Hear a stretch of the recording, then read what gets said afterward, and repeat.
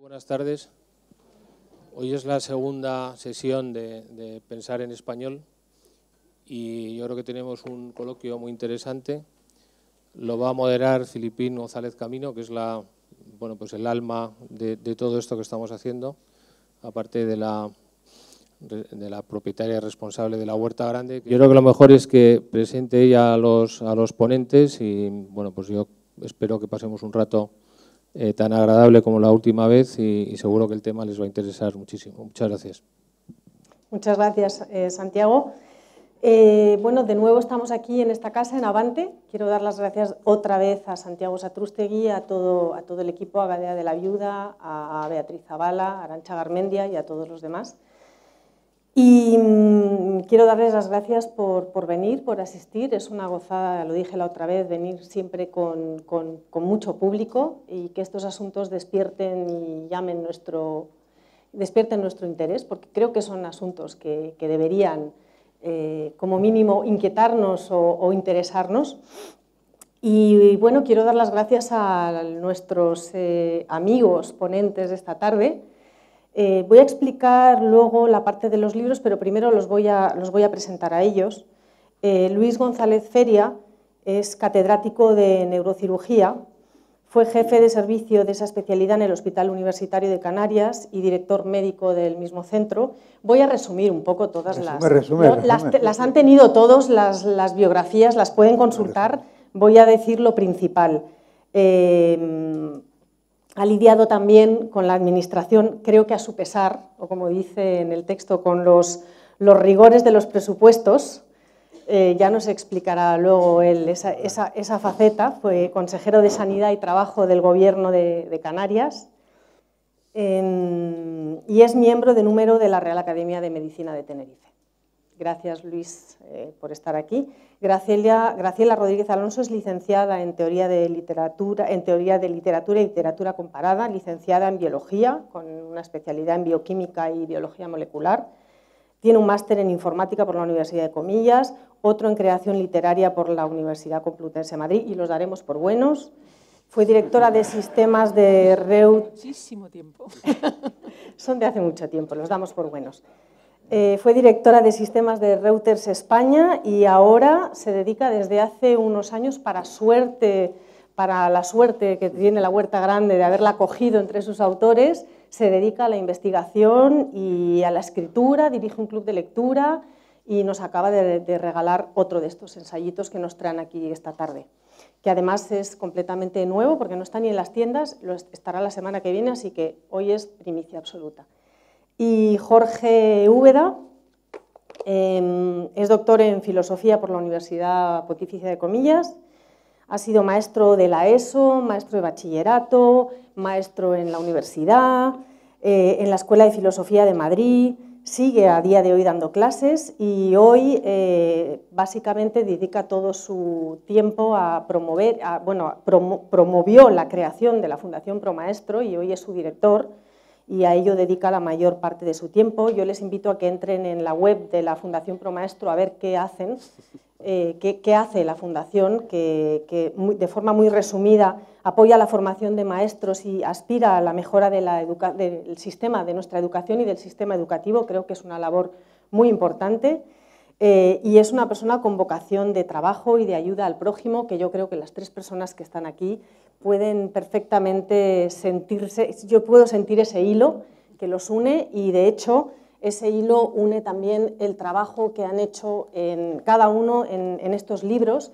Rápidamente voy a volver a explicar para aquellos que no lo saben porque no estuvieron en la anterior ponencia, en la anterior charla, que este proyecto se creó a raíz de una colección de ensayo, que es esta coleccióncita de ensayos breves en lengua española, porque tenemos iba a decir la idea y casi el convencimiento de que es necesario ponerse a pensar en español. Claro que se está pensando en español, pero que hay que hacerlo de una manera muy, vamos a decirlo, muy obvia. el español lo hablan casi 600 millones de personas en el mundo y hay mucha gente pensando en español y, sin embargo, vemos cómo otros idiomas, en concreto el inglés, ha fagocitado, y ahora hablaremos de todo esto, muchos de los terrenos, ¿no?, en los que se piensa, incluso muchas veces, en otro idioma. Y yo creo que es interesante ver, y es la primera pregunta que les haré a los invitados de esta tarde, creo que es importante ver cómo se genera ese pensamiento a partir de una base en el origen en un idioma, si eso tiene sentido o no. Esto es una investigación que estamos haciendo y que vienen detrás otras 6 ponencias más y sobre temas muy diversos, y la primera pregunta siempre será esta, ¿no?, hacerle a nuestros invitados, preguntarles de qué manera el escribir y pensar en español incide en su trabajo y en lo que ellos quieren hacernos llegar como conocimiento, ¿no? De qué manera ese conocimiento nos lo quieren hacer llegar. Bueno, pues digo, son 3 libros. La epopeya de las mujeres, escrito por Graciela Rodríguez Alonso, que acaba de llegar calientito a la editorial esta semana, hace unos días nada más. Ética humana, el libro de Jorge Úbeda, que explora a través de la filosofía, bueno, es como una ética nicómaca, ¿no?, recuperada, un libro delicioso, bueno, lo son los 3, y el doctor González Feria, El futuro incierto de la sanidad, que nos ayuda a comprender tantísimas cosas que no entendemos, y la primera, y la digo ya así porque luego él la hablará, pero no es lo mismo sanidad que medicina. Ya empezamos con los trabalenguas del idioma, ¿no?, de la lengua. Estos 3 libros tienen algo en común, y me gusta decirlo porque creo que es muy bueno decir esto hoy en día, y luego volveré a ello al final de la charla. Son 3 libros, y además lo he hablado con quienes los han leído, que traen un discurso que cultiva el respeto. Entonces, yo creo que esta palabra no es baladí, no está mal recordárnosla y decírnosla. Son libros que hablan siempre para proponer un diálogo, y a mí me parece que son libros honestos. Pero bueno, eso es cosa a lo mejor de la editora, y ahí ya no diré mucho más.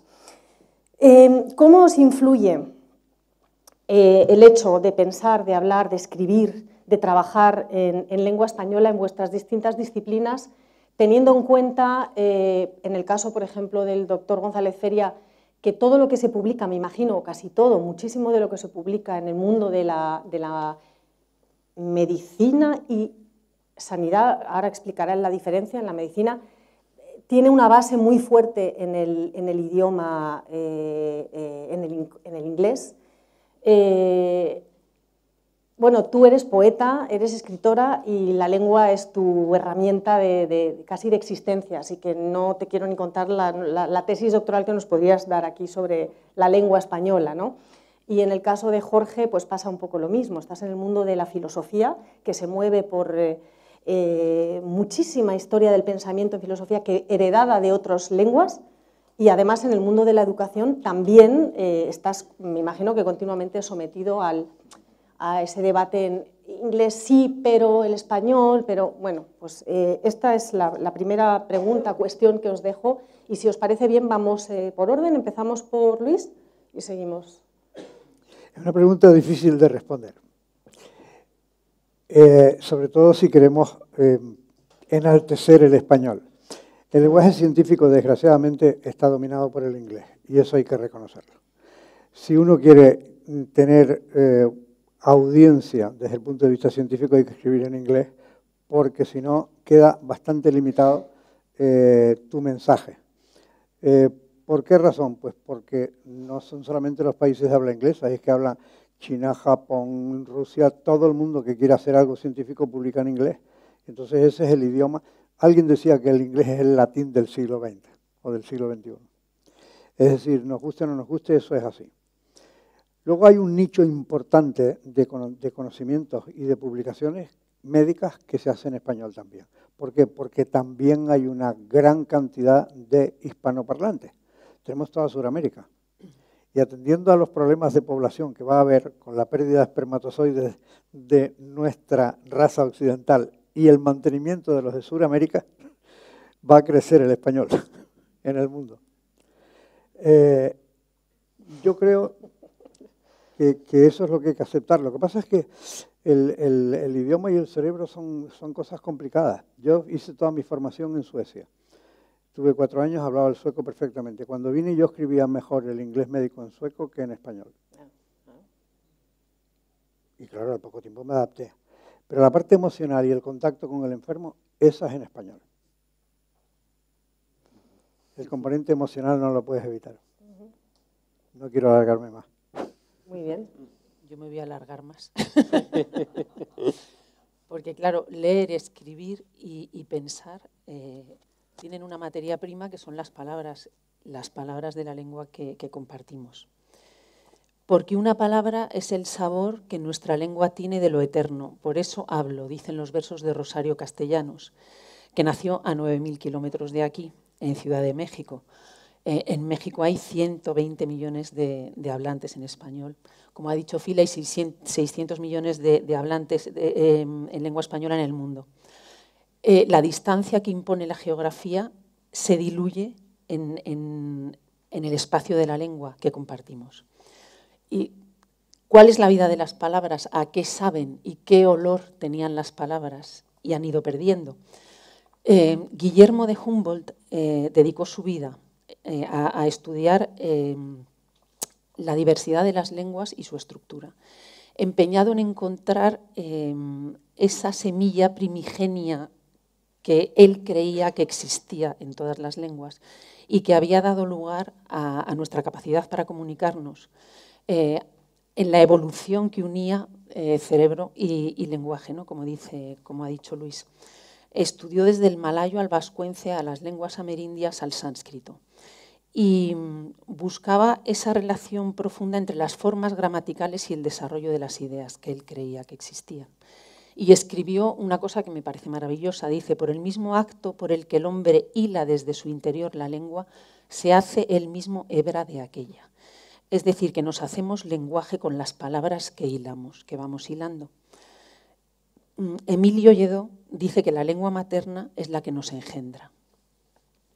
Juan Ramón Jiménez, en su afán por alcanzar la verdad y compartirla con quienes decía conocemos las cosas, con quienes amamos las cosas, incluso con quienes las hemos olvidado, decía, exclamaba, inteligencia, dame el nombre exacto de las cosas, que mi palabra sea la cosa misma creada por mi alma nuevamente. Me parece maravilloso, ¿no? Crear a partir de las palabras de nuevo el mundo, pero encontrar la palabra adecuada. Alma es una palabra que tenemos muy olvidada. Y Julia Uceda, que es poeta nacida en Sevilla, dice que ella cree que para devolver el significado a las palabras, para conocer mejor el mundo, se hace preciso recuperar la palabra alma, personal, intransferible, eterna y algo viajera, y que recibimos de los tracios, un pueblo de cultura oral que estaba basada en mitos y leyendas y que ellos a su vez entregaron a los griegos y de allí la recibimos nosotros. En el principio fue la oralidad. Y después fue la escritura que nos permitió conservar el legado de nuestra memoria. ¿Cuáles son mis 2 actividades de vida fundamentales? Lectura y escritura, pero yo no sé que no puedo vivir sin leer. Escribir, he empezado a escribir de esta manera, escribir libros lo he hecho más tarde, ¿no? La lectura. ¿De dónde nos llegan las palabras? De la conversación diaria, porque somos seres sociales.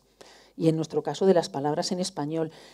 Parloteo tan humano, ¿no? Edward Wilson, un gran biólogo, habla de ese parloteo que es el que nos permitió evolucionar a los sapiens que somos o deberíamos ser. Y luego están las palabras silenciosas o las palabras de la lectura en silencio, que son poderosísimas porque se instalan en el interior de cada uno. Y son palabras para disfrutar, para soñar y sobre todo, lo que me parece más importante, para vivir otras vidas, miles de vidas. Y ese es un regalo, el regalo casi de la inmortalidad que nos hace la lectura.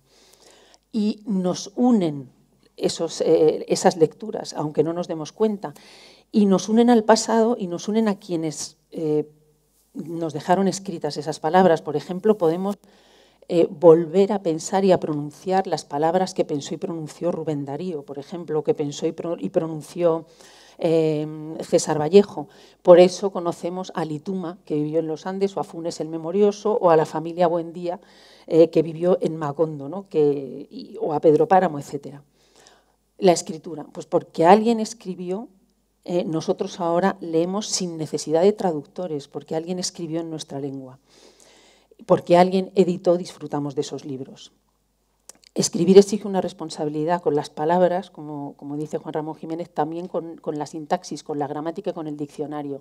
Pero la escritura tiene una cosa maravillosa, es que te permite inventar, aventurarte, jugar, descubrir. Pensemos en Cervantes o en Góngora, por ejemplo, ¿no?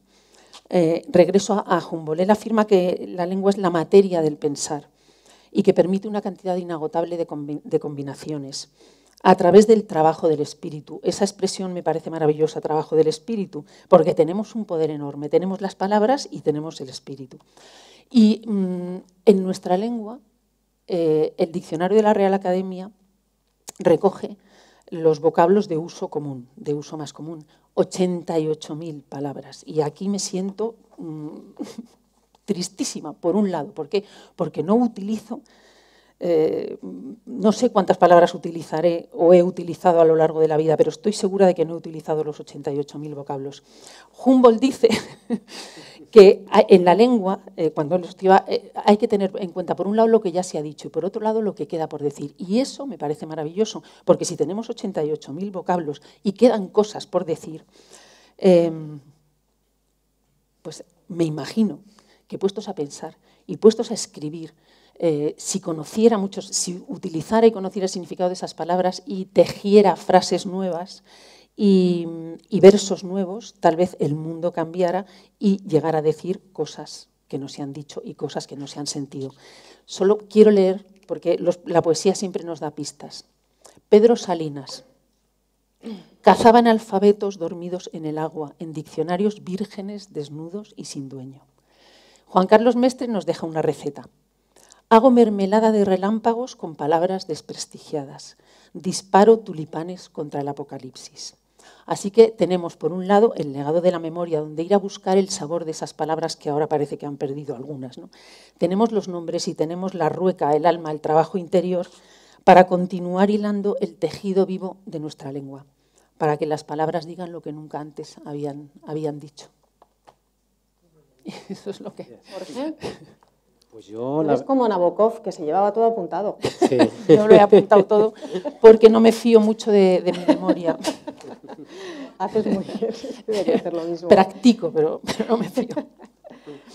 Pues yo la verdad es que al principio, cuando estudiaba filosofía, veía como muchos de mis profesores, y no casi todos, nos contaban que era imposible tener unas determinadas experiencias o aprender una serie de conceptos si no los aprendías en alemán o en francés. Entonces, realmente no podías decir superación dialéctica hegeliana, porque tenías que decir Aufhebung y entender muy bien que solo diciéndolo en alemán realmente podías comprender lo que Hegel estaba tratando de enseñarnos, o que solo se puede ser existencialista en francés. No hay otra manera de ser un existencialista que si no hablas francés, imposible que te angustie mucho la existencia, ¿no? Entonces, pues, bueno, realmente con el tiempo y afortunadamente en aquellas aulas casi vacías de la Universidad de Comillas, pues nos obligaron, de manera quizá no pretendida, ¿no?, pero a hablar mucho en clase, a hablar mucho entre nosotros, a exponer mucho nuestras ideas a nuestros compañeros y a escribir mucho. Y ese ejercicio de hablar y escribir mucho en español en las clases de filosofía y en mis trabajos de filosofía, pues me ha ido poniendo en la situación en la que es importante trabajar el estilo, ¿no? Trabajar un estilo, trabajar una manera de hablar de las cuestiones filosóficas que no son patrimonio de ninguna lengua, porque no son patrimonio de ninguna lengua, la preocupación por la existencia, la pregunta por el bien, la pregunta por cómo nos organizamos socialmente, la pregunta por qué es la belleza, qué es lo sublime, la pregunta por qué es el ser humano. No son preguntas que pertenezcan y que sean patrimonio de ninguna lengua, ¿no? A pesar de lo que decía Heidegger, al que en fin, siempre hay que criticar en algún foro porque hay gente que se lo cree a pies juntillas, ¿no? Pero decía aquello de mis amigos franceses, decía él con muy mala uva después de la Segunda Guerra Mundial, decía, mis amigos franceses me dicen que cuando se quieren poner a pensar algo de verdad, acaban pensándolo en alemán, ¿no? Bueno, pues yo creo que eso no es verdad. No hay patrimonio lingüístico de los problemas a los que se enfrenta la filosofía, porque en cierta medida filósofos somos todos los hombres, ¿no? Y las mujeres. Es una manera de definir al ser humano, ¿no? Aquel que se preocupa por saber precisamente aquello que ignora y que desea saberlo más que nada, ¿no? Y la verdad es que quizá aquellos profesores nos invitaban al viaje por otras lenguas porque no había una tradición muy clara filosófica en nuestro idioma, ¿no? Porque somos incapaces de vincularnos a la escuela de Salamanca, porque como escriben en latín, pero resulta que Francisco de Vitoria y otros pues han sido filósofos muy importantes de la tradición hispana, ¿no? Y sin embargo pues apenas los consideramos propios, ¿no? Al padre Feijó y a tantos otros, ¿no? Que quizá no hemos sido capaces de establecer una cierta tradición filosófica en nuestra lengua, ¿no? Y en el siglo XX la verdad que siempre me cansó un poco Unamuno por su intensidad, Ortega por diríamos por sus ortegajos, ¿no? Y tuve que recalar en Ferlosio, en García Calvo, que son autores difíciles, que son autores que lo que hacen es aprovechar a fondo la gramática, nuestra gramática, para ver de qué manera podemos aclararnos, ¿no? Podemos buscar precisión en nuestros conceptos, podemos alcanzar también precisión en diríamos, las herramientas y lo que pone a nuestra disposición nuestro propio idioma, ¿no? Por ejemplo, lo poco que apreciamos las subordinadas, ¿no? Que son una maravilla poder subordinar las oraciones y, sin embargo, cada vez nos gustan más las frases cortas, las frases breves, las frases que apenas aportan nada al pensamiento. El pensamiento necesita la subordinada, ¿no? Y creo que Ferlosio, García Calvo a mí me han enseñado a esas cosas. Lo que pasa que también hay muchos que los quieren imitar y sus temas son difíciles, ¿no? Pero yo creo que ya tenemos una altura de escritura ensayística y filosófica en español de la que podemos sentirnos satisfechos, ¿no? Y me he ido convenciendo de que este ejercicio tiene un efecto muy importante en lo que podríamos llamar la autoestima cultural, por llamarlo de alguna manera, ¿eh? No es un concepto psicológico ni científico ni de ningún tipo, es un concepto mío de andar por casa, ¿eh? Y que tiene que ver fundamentalmente con la experiencia de que mi idioma me sirve, mi lengua, el español, me sirve para comprender el mundo, me sirve para comprender a los otros, me sirve para, diríamos, hacerme cargo de la realidad en la que estoy. Eso es lo que pretende hacer la ciencia siempre, ¿eh? Comprender el mundo, hacerse cargo de lo que uno tiene delante y que nuestro idioma, mi idioma, está plagado de recursos para que eso realmente ocurra. Y que puedo decir tranquilamente cómo podemos dirigir un equipo y no tenemos que decir management, por ejemplo, ¿eh? No necesitamos para nada decir ese tipo de palabras, porque tenemos palabras que podemos usar y que nos ayudan a comprender el mundo de la misma manera, ¿no? Y eso ayuda a, diríamos, darse cuenta de que nuestra lengua, como cualquier otra lengua, tiene plenitud de recursos para expresar la realidad y que la pérdida de esos recursos es también una pérdida de nuestra propia estima, ¿eh? De nuestra propia estima, porque la lengua es aquello en lo que vivimos, nos movemos y existimos, ¿no? Si San Pablo me permite utilizar su expresión, ¿no? Y en el terreno de la educación, en realidad, lo que yo creo que ocurre es que dedicamos muy poco tiempo a escribir y a hablar en público. Y yo les animaría, los que todavía tengan hijos en el colegio, que le pidan a sus profesores que dejen de hacer exámenes escritos y que les pidan a sus alumnos que hagan exposiciones orales, que hagan redacciones libres, que hagan ensayos y que dejen de hacer tantos exámenes tipo test y tantas pruebas en las que no desarrollamos el aprecio por nuestro idioma para precisamente comprender el mundo. Y yo creo que esa es una de las facetas que necesitamos explorar todavía más en nuestro sistema educativo para que realmente aumente la autoestima cultural, que yo creo que es un bien, es un activo que estaría muy bien que pudiéramos aumentar en nuestras aulas, en nuestras vidas y también en nuestra cultura. He aquí un ejemplo clarísimo de esa investigación que decía al principio que estamos haciendo aquí, el concepto de autoestima cultural. Lo has acuñado hoy aquí y yo apostaré por él. Un término que nace de una charla entre personas que están dando vueltas a la idea de cómo se crea el pensamiento a través de la palabra, y surge esto, que si hubiera sido un foro francés, hubiera surgido en francés. Bueno, pues a lo mejor los americanos dentro de un tiempo están diciendo autoestima cultural, ¿no? A lo mejor.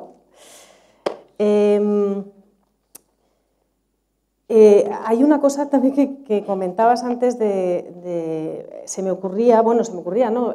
Antes de ayer, desayunando, leía un artículo de alguien que decía que decimos demasiado que utilizamos demasiado el pronombre yo, y yo empecé a pensar y dije, es verdad. Pero luego le di una vuelta de tuerca y dije, claro, yo ya estaba yo con otro yo. Yo soy francesa de educación y me he educado en Francia. Y en Francia es imposible hablar sin el pronombre, sin je. Je es importantísimo como concepto filosófico porque no lo puedes quitar de la frase. Tú no puedes, si no hablas comanche, quiero decir, o con mi respeto por los comanches, quiero decir, hablas una cosa que es suis allé, en cambio en España no necesitas ese pronombre. Sí. Ahí hay cosas que si se piensan bien son herencias que bueno. Vamos a ver un tema que era un poco el título de esta mesa, Bienes en disputa, porque realmente lo que estamos intentando también pensar es cómo la sociedad del bienestar, ¿no, Luis? Que es un asunto que te ocupa y preocupa tanto, bueno, que nos ocupa y preocupa tanto a todos. Tú como médico y como político, como puesto político que has desempeñado en un momento dado. Y el otro día, el domingo creo que fue, había una entrevista en la que Felipe González decía así como muy solemnemente, veamos si en España estamos dispuestos a un nuevo pacto social. Y él mismo decía en esa entrevista, decía sanidad, educación y justicia, entre otras cosas que nombraba, ¿no? La justicia, no tenemos aquí a nadie hoy por temas de agenda que nos pudiera hablar un poco más a fondo de la justicia, pero vamos a tomarnos, digamos, vamos a sentar la base de que podemos hablar de la justicia, que seguramente me dirían no tiene nada que ver justicia y leyes, como sanidad y medicina, pero sí que un concepto de justicia que gobierna cada una de vuestras especialidades y que están sujetas inevitablemente a leyes que inciden en el trabajo que hacéis.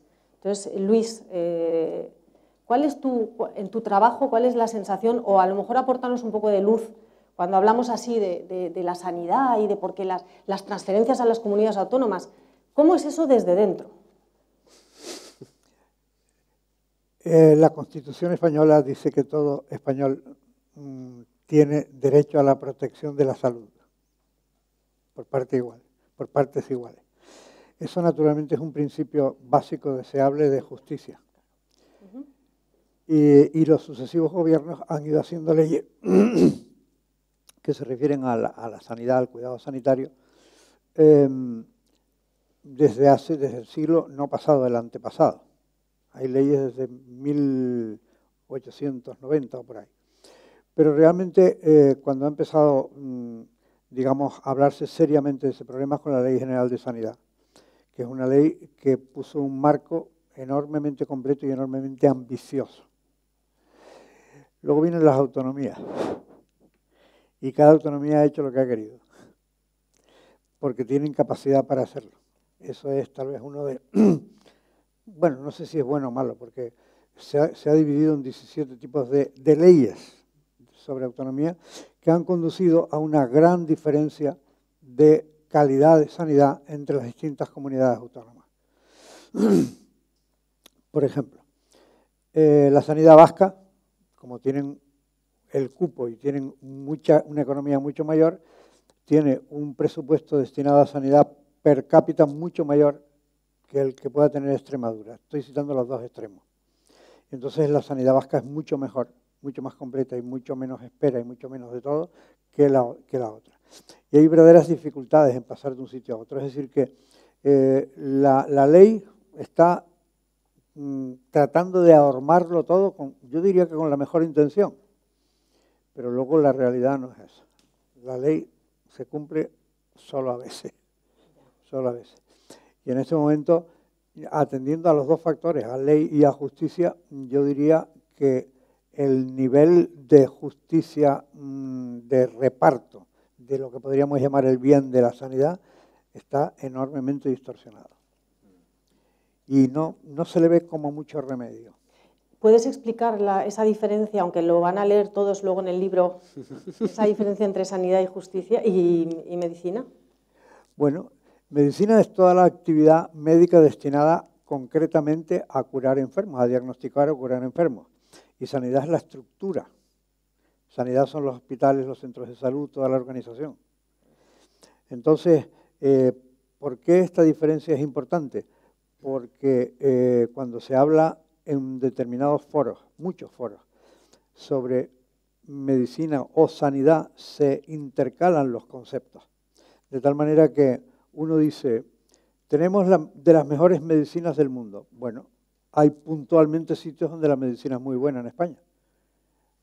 Áreas concretas y servicios concretos. Y la sanidad no es tan buena. Está pasando por unas crisis tremendas. Eso es parte del contenido del libro. De los bienes que tiene el Estado de bienestar, que son educación, sanidad, esencialmente, y pensiones, la que está más amenazada es la sanidad, porque es un problema económico grave que no tiene, por ejemplo, la educación. La educación tiene un problema de concepto, que como nacen menos niños, pues resulta que problema económico grande no hay en educación. Tenemos concretamente en educación un promedio de gasto similar al europeo, a la media europea. La calidad es peor, claramente peor, la de la educación. Me corrige si me equivoco. Y en la sanidad estamos metidos en cuanto a gasto, también en promedio. Si uno ve lo que gasta cada país de la Comunidad Económica Europea, estamos a la mitad, y en calidad estamos un poquito por debajo de la mitad, globalmente considerada. Entonces, tenemos magnífica medicina en muchos puntos y una sanidad en riesgo, en quiebra económica. Debemos 15.000 millones por año, que hay que pedirlo de la deuda pública. Por lo tanto, la sanidad está en peligro. ¿Y por qué está en peligro? Porque además el problema es exponencial. Las dos causas por las que la sanidad está en peligro es el envejecimiento de la población. Si nosotros tenemos la llamada pirámide de población, que es por abajo los jóvenes y por arriba los viejos, antes era una pirámide. Ahora, como no hay niños, es un florero. Está hecho el cálculo que para dentro de... Estas estadísticas siempre se equivocan, pero bueno, el cálculo teórico es que el grupo más abundante que va a haber dentro de 15 años, grupos por estratos de 5 años, es el de mujeres de 85 años. Es decir, vamos a tener un matriarcado de tatarabuelas dominando la población.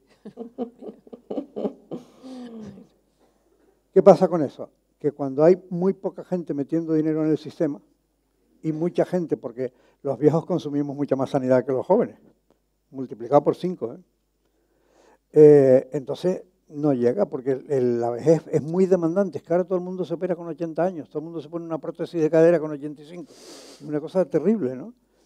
En cuanto a gasto. Mire, yo les ponía ejemplo, una vez que hablaba de esto en una pequeña conferencia, decía, el ejemplo típico es el señor norteamericano de 85 años que quiere que le pongan una prótesis de rodilla para poder seguir jugando al golf. Eso es una medicina de lujo impagable. O tienes un seguro privado bárbaro, pues lo paga la Seguridad Social, a costa de más deuda. Ese es uno de los factores. Y el otro de los factores, que casi es peor que este de la pirámide de la población, es el avance tecnológico. Eso la gente no lo acaba de captar. Cada año salen medicinas nuevas, cada año salen técnicas nuevas, mucho más caras que las anteriores. Acaba de salir un tratamiento hace un año, para la hepatitis C. El tratamiento costaba 100.000 euros por enfermo y además es curativo, o sea que no puedes decir que no, porque es curativo. Pero es que casi se tambalea el gobierno, tuvieron que hacer un presupuesto especial para pagar el tratamiento del virus de la hepatitis C. Pero eso ocurre en todos los frentes. Hablas con los farmacéuticos de hospitales y están aterrados, porque la curva de gasto de la medicina anticáncer es así. Y claro, si todo esto sube así y los ingresos no suben así, pues tenemos un problema. Estamos en un foro económico, ¿no? Tenemos un problema. Yo creo que la principal amenaza del estado del bienestar es la sanidad. Por ese motivo. Te voy a pasar la palabra a ti, Jorge, porque luego quiero aportar un pequeño matiz en el caso de Graciela. Bueno, Gracias, Luis. yo no sé si curados, a ver si educados, a ver si logramos estar bien educados, por lo menos, aunque muramos antes. La verdad es que a mí me gustaría responder, reformulando un poco la pregunta tuya, Filipín, es ¿qué quiere decir hoy en día nuestro sistema educativo en nuestro país?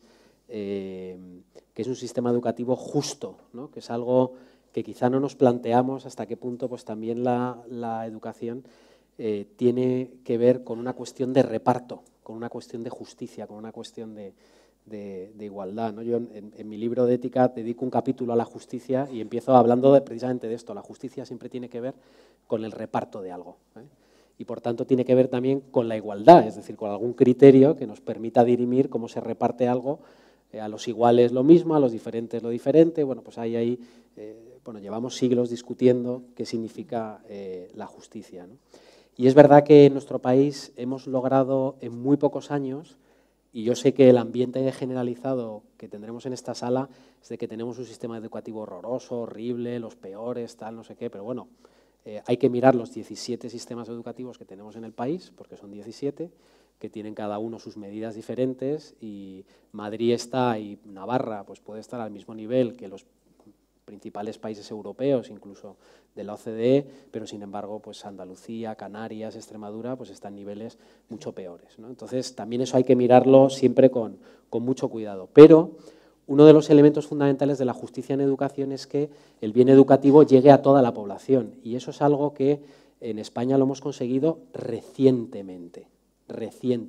Es decir, es en los años 90 cuando podemos sentirnos orgullosos de que toda la población está escolarizada en lo que consideramos que es la escolarización obligatoria. Hay otros países europeos que eso lo habían conseguido en el siglo XVIII, en el siglo XIX, porque también era una población distinta, menos población y otras condiciones culturales. Bien, una vez hecho eso, que ya lo hemos hecho, ¿cuáles son los desafíos con respecto al bien público que es la educación? Y es un bien público fundamentalmente porque de la educación nos beneficiamos todos. Se distribuya como se distribuya de manera privada, de manera pública, de manera concertada, es un bien del que nos beneficiamos socialmente todos. Y por tanto es algo que nos implica a toda la sociedad. La decisión que tomamos con respecto a la educación escolar de nuestros hijos, a la educación universitaria, a la formación continua, es algo que evidentemente me afecta a mí personalmente, pero va a tener un efecto social y no solamente un efecto de formación, de talento, etcétera, que por supuesto que sí, sino que va a tener también un efecto de cohesión social, de salud pública, ¿vale? Gente mejor formada, gente que se cuida más, que genera menos enfermedades y que ahorra gasto al Estado. Hay muchos elementos en los que la educación tenemos que verlo como un bien público, que se distribuya como se distribuya va a tener un efecto positivo en el conjunto de la sociedad. Y entonces la pregunta que nos podemos hacer es ¿qué significa entonces hoy, si ya tenemos a toda la población escolarizada, cuáles son los desafíos de justicia de nuestro sistema educativo, ¿no? Y yo señalaría fundamentalmente uno, ¿no? Y es la desigualdad entre autonomías, que es lacerante, Hay a veces 5 o 6 puntos de diferencia entre comunidades autónomas en el abandono escolar temprano, eso es mucho, ¿vale? Siendo un abandono escolar amplio como es el español. Y el reparto, diríamos, de las cargas, ¿no? La escuela pública en España es la que asume la carga mayor con respecto a las poblaciones que pertenecen a entornos socioeconómicos más desfavorecidos. Les doy un dato, solo en la Comunidad de Madrid, la escuela pública, la escuela privada y la escuela concertada concentra el 72% de toda la escolarización de situación favorable y solo un 3% de entorno socioeconómico desfavorable, frente a un 13% de la escuela pública y un 52% de entornos medios. Tenemos que mejorar ese reparto.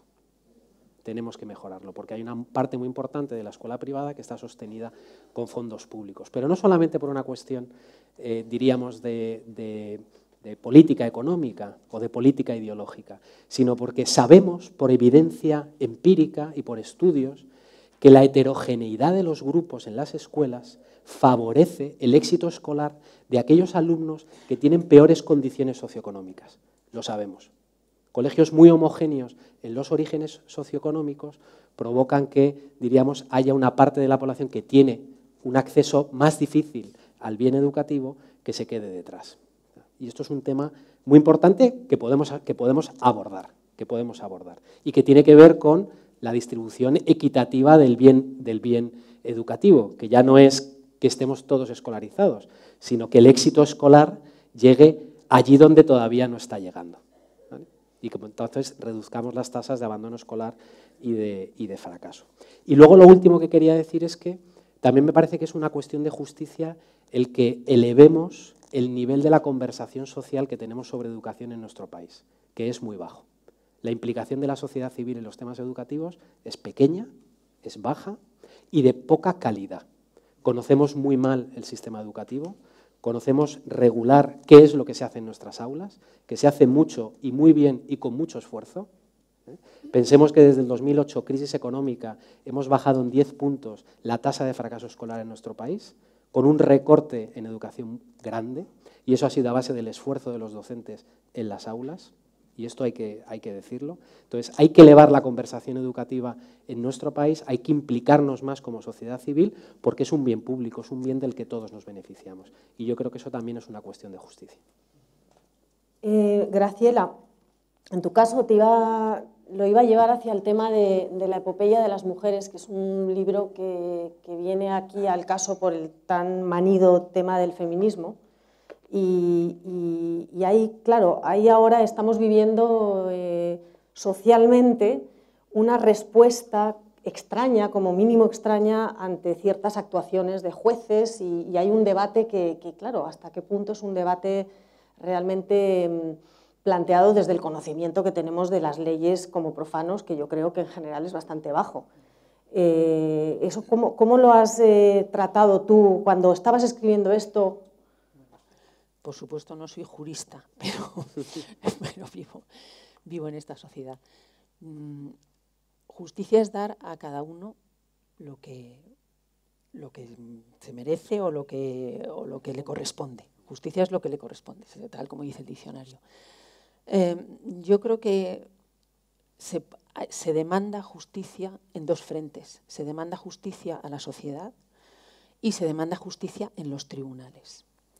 Entonces, en el caso del feminismo, que es el que he dado en el libro, pues se ha demandado, las mujeres han demandado justicia, igualdad, derechos a la sociedad desde hace siglos, ¿no? El hito es la vindicación de derechos de la mujer, finales del siglo XVIII, de Mary Wollstonecraft, que lo que hace es decir, bueno, señores, si la Constitución francesa dice que todos los seres humanos son iguales, ¿cómo es posible que las mujeres no podamos votar y no podamos tener acceso a la educación?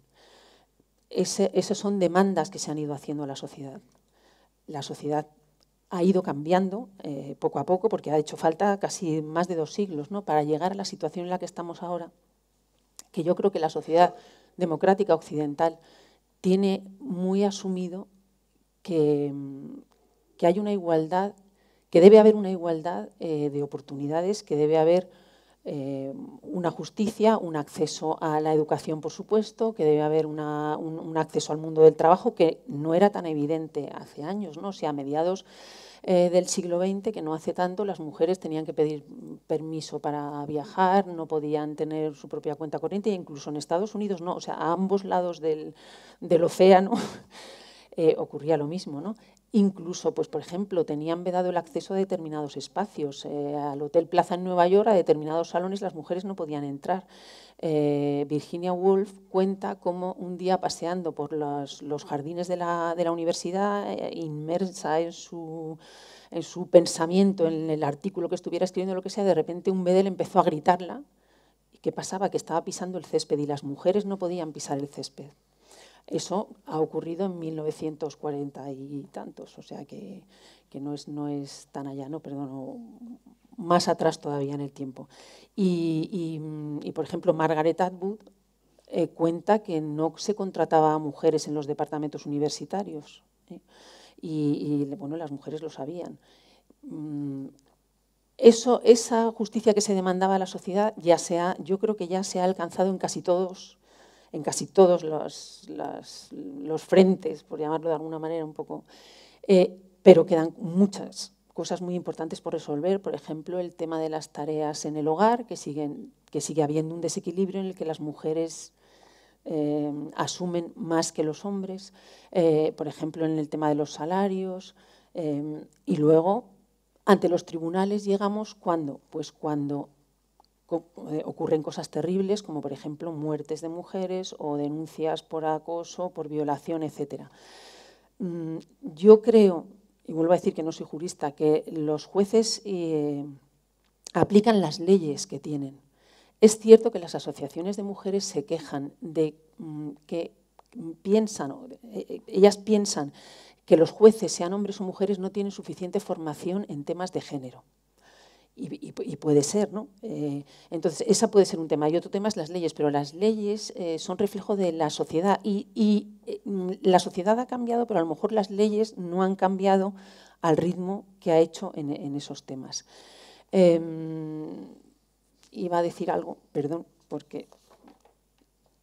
Bueno, sí, quería hablar también de la tecnología y del tema de las redes sociales y cómo desde que se inicia el movimiento Me Too en noviembre del año pasado, las redes sociales se convierten en un tribunal que condena, no juzga, simplemente condena. En cuanto un hombre es señalado por una mujer, ese hombre es declarado culpable, expulsado de su trabajo y su vida pues destrozada, a veces por hechos que ocurrieron o se denuncia que ocurrieron hace muchísimos años. Claro, tenemos que pensar que hace muchos años se habla de que se dice que había mujeres susurrantes, muchas mujeres que habían sufrido violaciones, acoso, etcétera, no se atrevían a denunciar.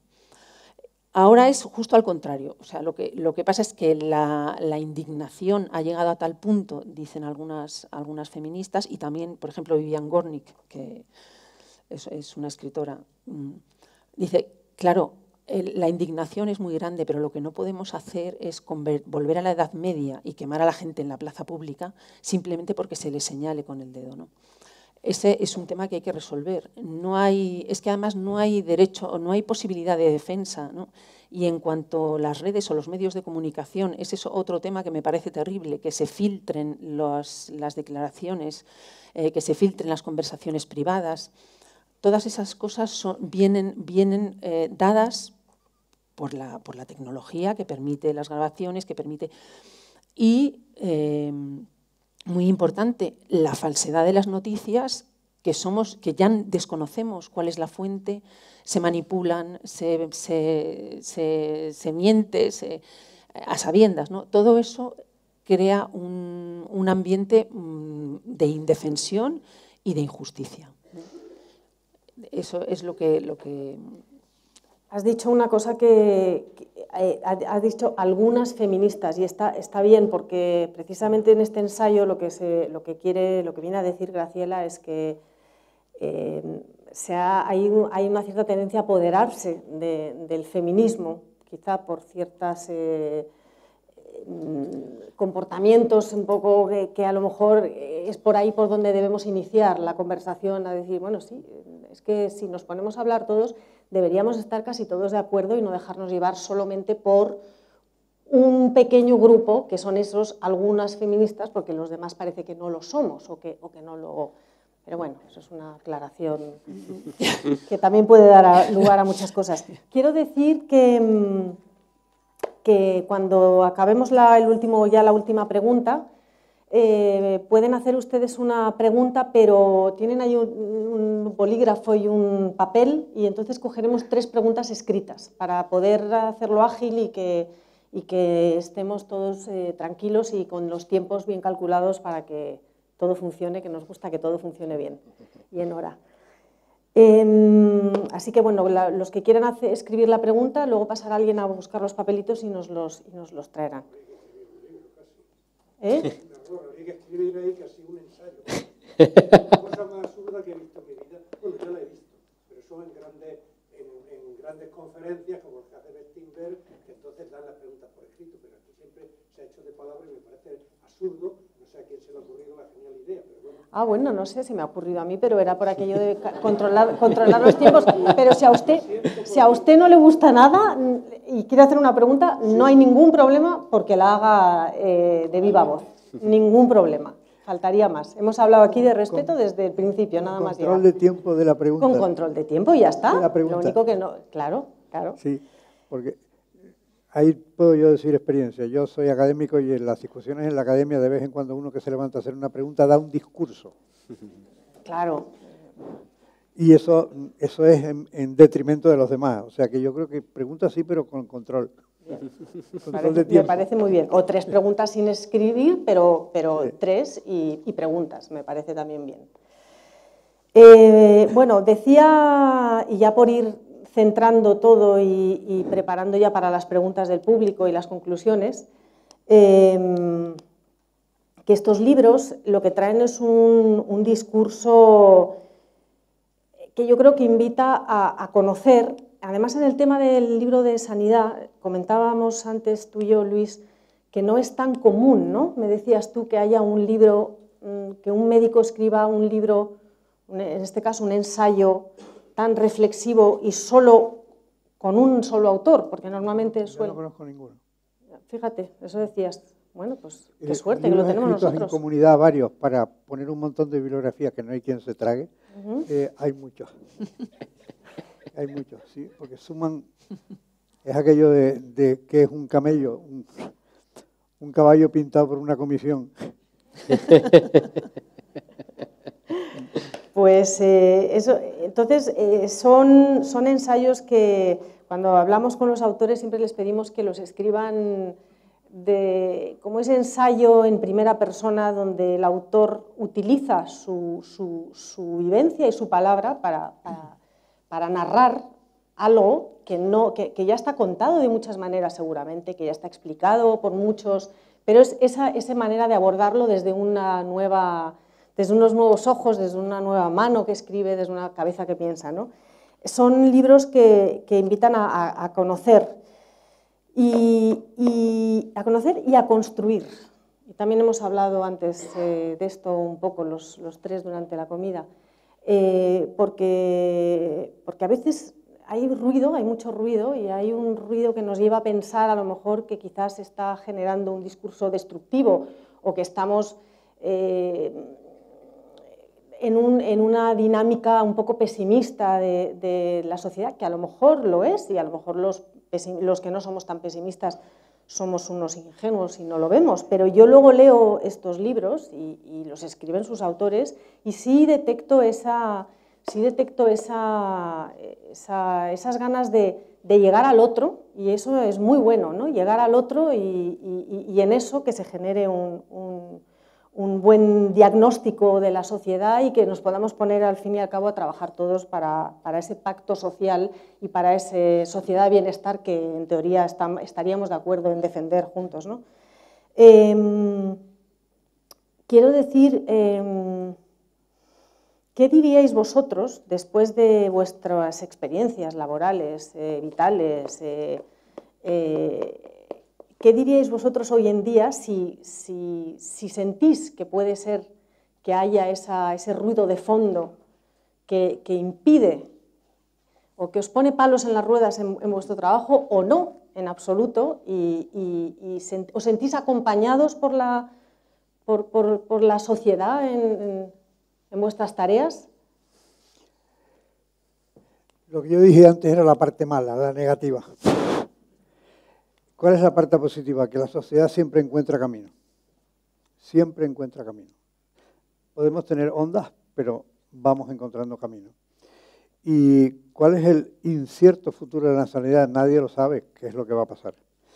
Pero a mí no me cabe ninguna duda de que va a haber cambios en los próximos 10 años que van a mejorar mucho las cosas. Hay dos factores, a mi manera de entender, que van a influenciar la evolución de la medicina o de la sanidad. De las dos. Uno es la informática. Toda la cuestión de Internet va a hacer que ya está haciendo que las personas estén cada vez más instruidas. A la consulta vienen los enfermos leídos y escribidos, con un tocho de Internet que a veces me cuesta volverles a explicar el tema, porque vienen con ideas preconcebidas, a veces no positivas. Pero el conjunto es positivo. O sea, yo creo que, antes lo hablábamos en el almuerzo, que el médico general puede convertirse, si hay un poco de suerte, en una palabra que se utiliza en finanzas, en un coacher, es decir, un asesor del enfermo libremente elegido y que le ayuda a tomar decisiones. Eso está pasando, está empezando a pasar, y yo creo que por ahí van los tiros. El hospital no, el hospital va a seguir siendo el templo tecnológico, que lo que a uno le interesa es que lo operen bien y salir bien de aquello. Pero en cambio el asesor personal lo necesita uno. Eso lo estoy viendo diariamente. Yo creo que esas son las dos cosas, pero hay otro factor en el que podemos incidir, y es en la educación. Hay que enseñar medicina en la escuela a los niños. Los niños tienen que saber medicina, y no un poquito de cómo lavarse los dientes, de higiene, lo que se hacía antes en las escuelas, sino tienen que saber un montón de medicina. 40 o 50 temas que los toquen y que tengan un determinado nivel que les permita tomar decisiones, saber prevenir, no abusar del sistema. Y oye, si la población tiene esta cultura médica, los médicos tendrán que subirla, ¿eh? Habrá menos cuento también. De manera que informática va a venir, está viniendo.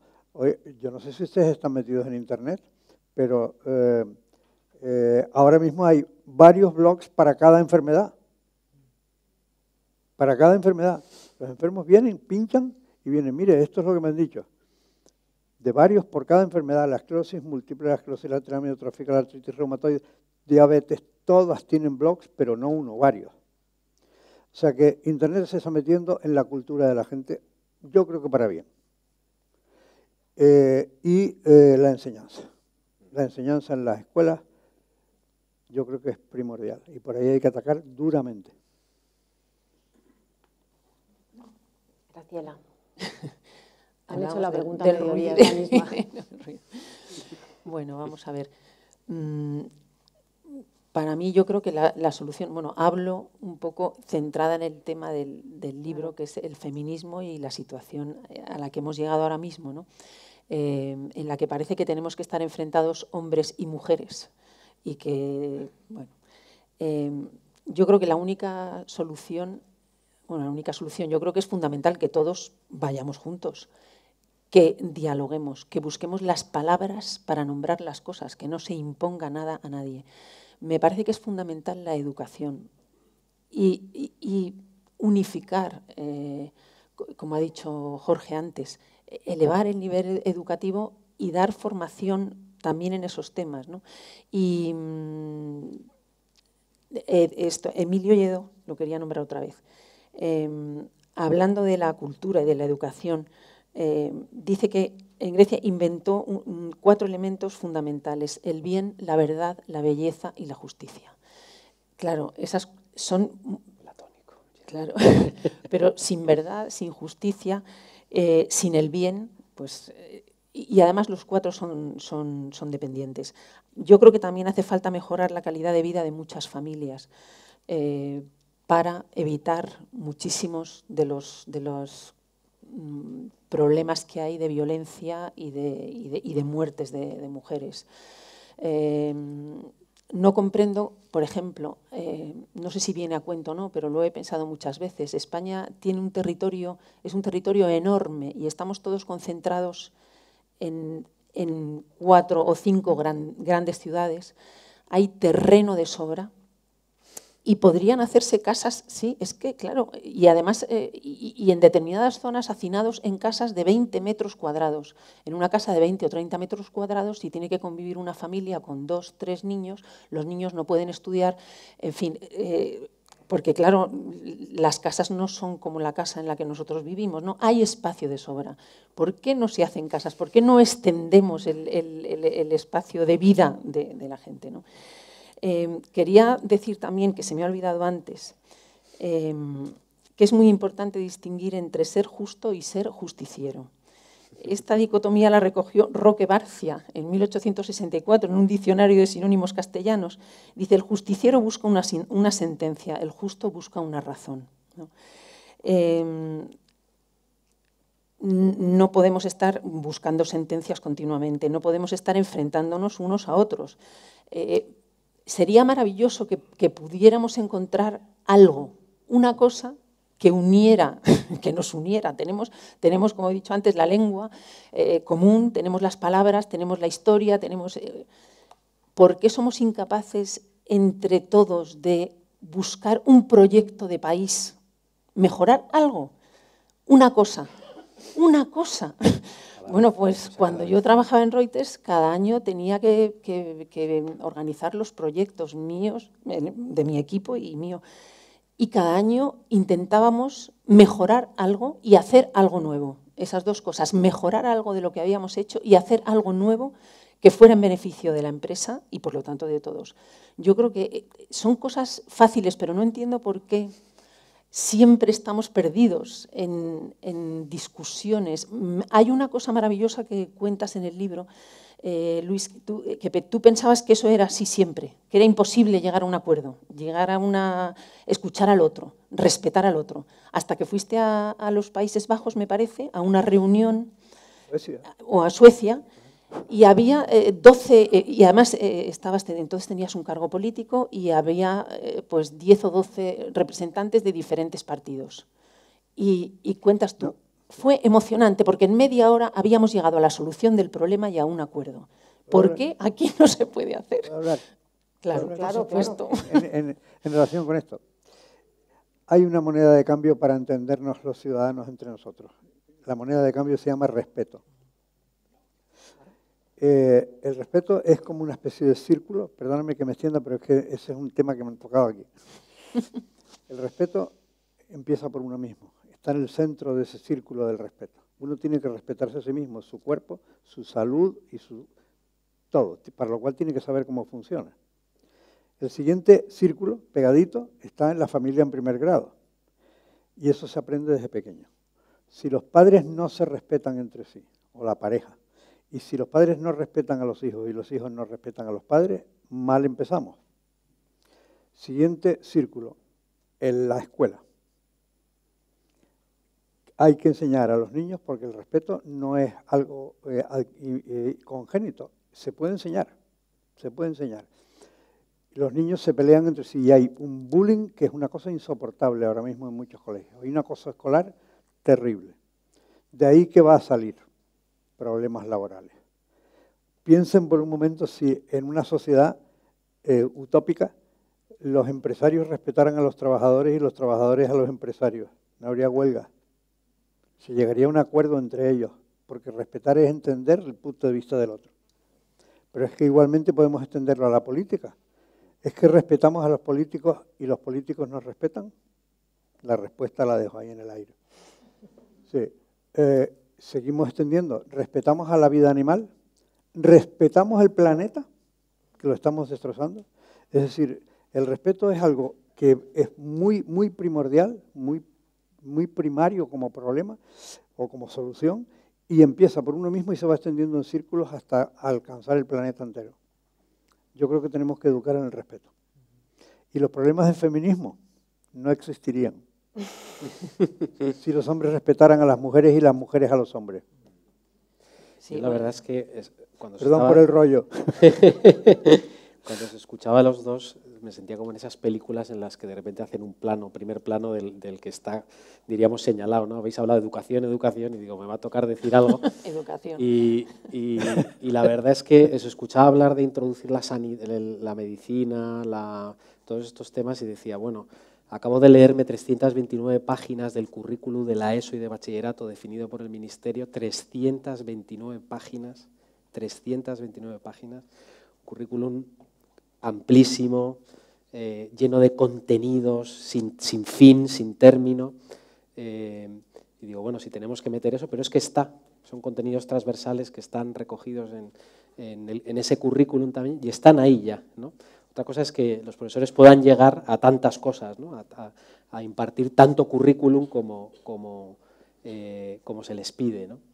Y yo creo que también vosotros dos habéis señalado algo que sí que me parece importante como cuestión a mirar hacia el futuro y que de alguna manera también, bueno, pues está lleno de ambivalencias, ¿no? O sea, nos puede llenar de cierto optimismo y también lo podemos mirar con preocupación, ¿no? Y en realidad todas esas apelaciones que hacemos a la educación como el bálsamo de fierabrás de todos nuestros problemas, ¿no? Hay un problema social y decimos, escuela, hay un problema social, educación, todo se soluciona con la educación, ¿no? Yo antes les hablaba de las tasas de abandono escolar temprano, sabemos que esas tasas se mejoran si el empleo que hay en las zonas es de mayor calidad. Y eso no lo hace la escuela. Un profesor no puede construir un empleo de calidad en su entorno. Eso lo tienen que hacer los empresarios, los políticos, las regulaciones, etcétera. No lo hace una escuela. Entonces, pretender que la escuela sea la solución a todos nuestros problemas es también a veces quitarnos otras responsabilidades que podemos asumir cada uno de nosotros en nuestros contextos. Eso por un lado. Pero por otro lado, hay una cuestión interesante y es que ese reclamo de educación en realidad de lo que está hablando es de que nos sentimos, los que estamos aquí ya, que pensábamos que estábamos formados, que pensábamos que podíamos abordar el mundo en el que vivimos desde el conocimiento que tenemos y nos damos cuenta que no es así. Nos damos cuenta que vivimos en una sociedad que reclama de nosotros algo para lo que no nos lo habían contado, que es para estar permanentemente aprendiendo. Y esto aquí en Avante, pues en ese plan de vida que le hacen a la gente, pues tendría que meterlo, ¿no? O sea, el dinero que se destina al aprendizaje continuo hasta que uno vaya camino de la muerte. Pero es un asunto importante, el que nos sentimos reclamados por la realidad a estar aprendiendo a lo largo de toda la vida. Y eso va a modificar por completo el diseño institucional de nuestras instituciones educativas. Ya no podemos pedirle entonces a la etapa escolar tanto. Si vamos a estar aprendiendo a lo largo de toda la vida, tenemos que repensar de alguna manera qué significa ir a la escuela en el periodo entre los 3 y los 16 años. Y además de lo que estamos hablando es de que ese periodo empiece a los 0, porque sabemos que lo que pase entre los 0 y los 3, si es educativo, va a tener un impacto decisivo en el futuro. Y estamos hablando ya de esto, de cómo escolarizamos como proyecto educativo a los niños de 0 a 3 años. Pero es que no va a terminar nuestra formación cuando terminemos la universidad, es que ni siquiera termina cuando hemos tenido nuestros 10, 15 primeros años de vida profesional. Y entonces esto rediseña necesariamente las instituciones educativas en las que nosotros nos hemos formado. Y yo creo que eso es un motivo de optimismo, porque se nos da la oportunidad de rediseñar, de recrear de alguna manera esos espacios, pero al mismo tiempo es ambivalente, porque nos podemos llevar muchas cosas buenas. La educación también es tradición, no solamente es innovación, también es tradición. Y entonces tenemos que ver cómo ese rediseño incorpora también todo lo que llevamos aprendido después de 200 años en los que la humanidad se dio cuenta de que la educación era una de las herramientas mejores para afrontar los retos, las desigualdades, etc. Y estamos en ese momento. Y sería, bueno, pues eso, eso sería una cuestión para un acuerdo de estos que tú pides, ¿no? vamos a intentar mejorar algo y vamos a intentar hacer una cosa nueva. Pues este sería un campo en el que podríamos llenarnos de optimismo, de creatividad y de ganas de hacer algo mejor de lo que ya estamos haciendo. Aquí hay educación para la ciudadanía, como asignatura. Ahora es transversal, ha sido unos años una asignatura y ahora es una transversal. Pero cuando un currículum dicen que es transversal, no lo da nadie, ¿eh? O sea, ya os lo digo. Ya hemos hablado con unos colegios en Tenerife y van a dar enseñanza de medicina y de respeto en educación para la ciudadanía. Claro. Aprovechando el hueco. Claro. Gracias. Muy bien.